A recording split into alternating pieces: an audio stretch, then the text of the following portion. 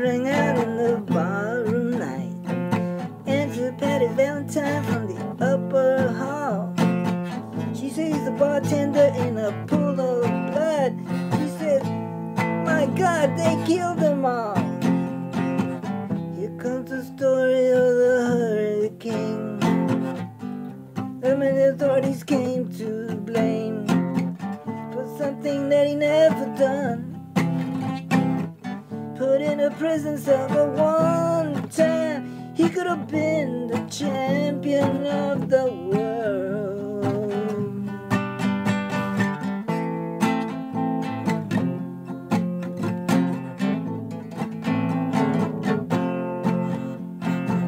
3 bodies lying there, does Patty see? And another man named Bello moving around mysteriously. "I didn't do it," he says, and he throws up his hands. "I was only robbing the register, I hope you understand. I saw them leaving," he says, and he stops. "One of us has better call up the cops." And so Patty calls up the cops, and they arrive on the scene with their red lights flashing in the hot New Jersey night.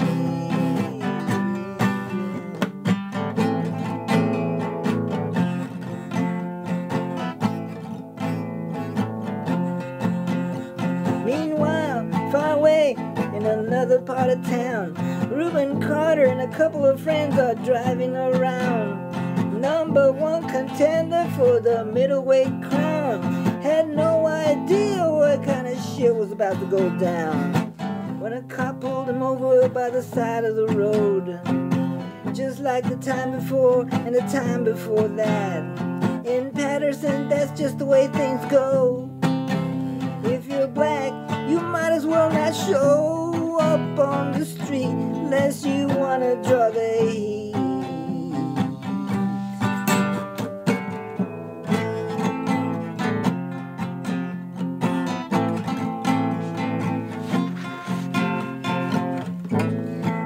Bello had a partner and he had a rap full of cops. Him and Arthur Dexter Bradley were just prowling around. He said, "I saw 2 men running out, they looked like middleweights. They jumped into a white car without a state plate." Next page. And Miss Patty Valentine just nodded her head. Cop said, "Wait a minute, boys, this one's not dead." So they took him to the infirmary. And though this man could hardly see, they told it he could identify the guilty man.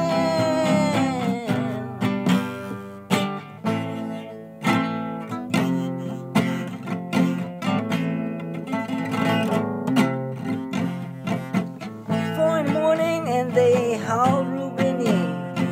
Take him to the hospital and they bring him upstairs. The wounded man looks up through his one dying eye, says, "What'd you bring him in for? He ain't the guy." Yes, here's the story of the hurricane. The man the authorities came to blame for something that he never done. Put in a prison cell for one time. He could have been the champion of the world.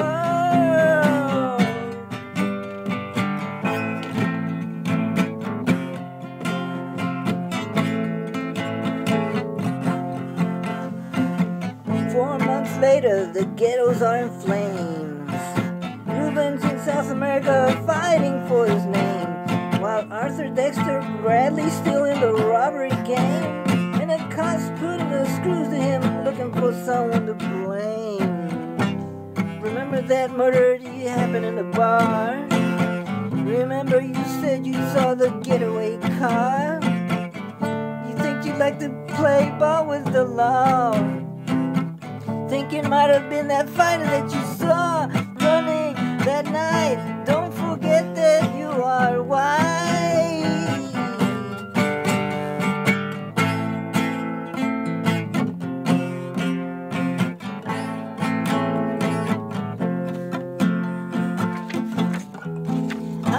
Dexter bloody said, I'm really not sure. The cops said, a poor boy like you could use a break.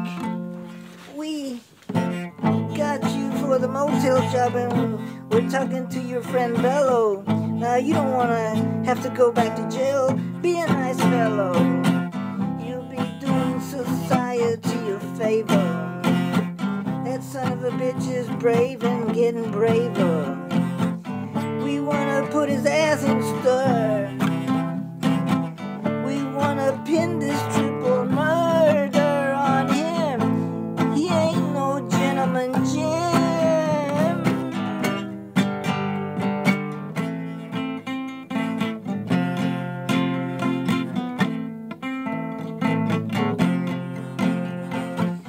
Ruben could take a man out with just one punch, but he never did like to talk about it all that much. It's my work, he said, and I do it for pay. And when it's over, I just soon go on my way. Next page. Man, it is a long song. Up to some paradise where the trout streams flow and the air is nice, and ride a horse along the trail. And then they took him to the jailhouse where they tried to turn a man into a mouse.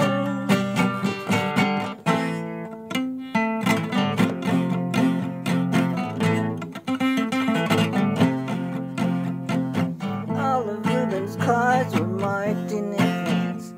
The trial was a big circus, he never had a chance. The judge made Ruben's witness drunkards from the slums. To the white folks who watched, he was a revolutionary bomb. And to the black folks, he was just a crazy nigga. No one doubted that he pulled the trigger. And though they could not produce the gun, the DA said he was the one who did the deed, and the all-white jury agreed.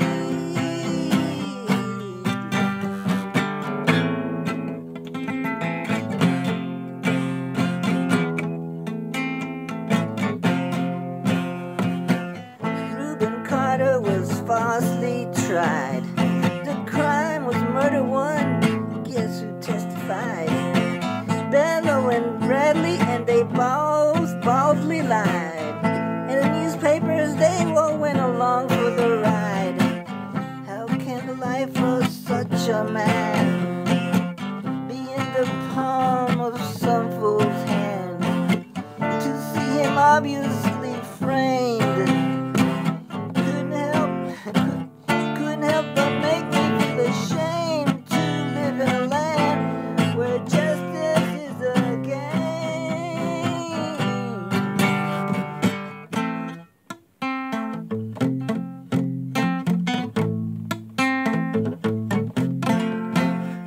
Now all the criminals in their coats and their ties are free to drink martinis and watch the sunrise, while Reuben sits like Buddha in a 10-foot cell, an innocent man in a living hell.